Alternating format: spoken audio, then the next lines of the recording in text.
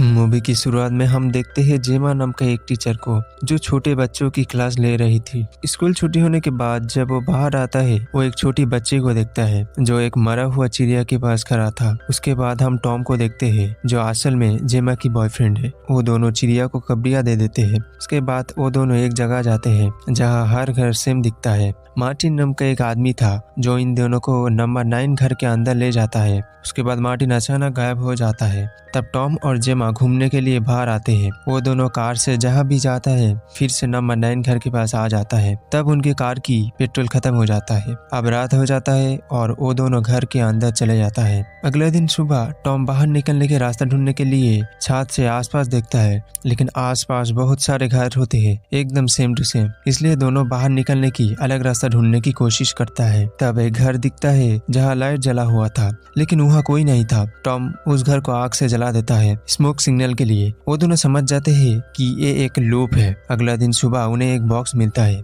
जिसके अंदर एक बेबी था और जो घर जला दिया था वो घर एकदम नया जैसा दिख रहा था। उसके बाद देखते हैं वो बेबी बड़ा हो जाता है। वो एक साथ खाना खाता है। उसके बाद एक बॉक्स के अंदर बचा हुआ खाना देकर बाहर रोड पे रख देता है और किसी को आने की इंतजार कर रहा होता है। टॉम स्मोक कर रहा था। स्मोक करने के बाद जब फेंक देता है तो वहाँ का घास जल जाते हैं और कुछ अजीब चीज दिखता है।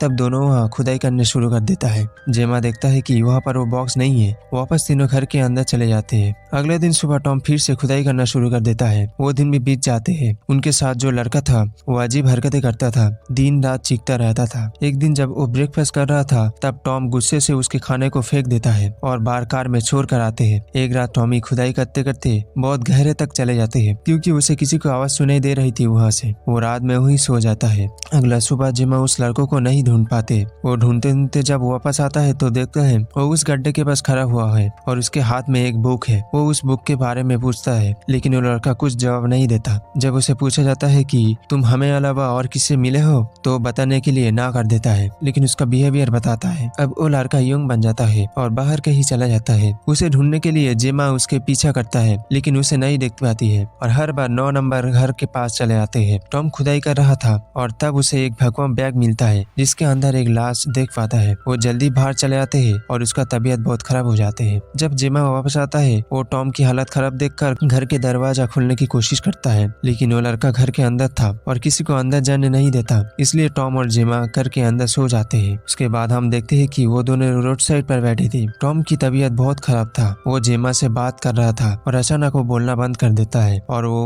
वही मर जाता है। जब वो लड़का एक भैक्यूम बैग ले आता है तब उसके ऊपर टॉमी का नाम होता है। जेमा डर से रो देता है। वो उसे बैग के अंदर रखकर उस गड्ढे में फेंक देता है। जेमा बहुत हताश हो जाता है। वो गुस्से से उस लड़के के ऊपर अटैक करता है और उसे चोट पहुंचाता है, लेकिन वो लड़का रोड के पास एक अजीब रास्ते से अंडरग्राउंड में चले जाते हैं। जेमा उसका पीछा करता है तो वह एक रूम से दूसरे रूम करते करते कई सारे रूम घूम ली होती है और वो लड़का भी दिखता है और कई अलग अलग लोग भी दिखता है। उसके बाद वो फिर से 9 नंबर घर के अंदर चले आते हैं। वहाँ वो लड़का घर का पेंट कर रहा था। वो जेमा को भी वैक्यूम बैग के अंदर दे देता है और उसके बाद खींचते हुए उसे गड्ढे में जिंदा फेंक देता है और उस गड्ढे को बंद कर देता है और कुछ सेकंड में वो गड्ढा फैले जैसा हो जाता है। वो लड़का वापस आता है जहाँ मार्टिन मर रहा था। मार्टिन मरने के बाद उसे वैक्यूम बैग के अंदर डाल देता है और मार्टिन का बैज खुद पहन लेता है और वो उस ऑफिस के सीट में बैठ जाता है। अब हम देखते हैं एक नया कपल वहाँ आता है और एक कहानी यही खत्म हो जाते हैं। अगर आपको एक्सप्लेनेशन पसंद आए तो चैनल को सब्सक्राइब करें। हम ऐसे ही वीडियो लाते रहते हैं।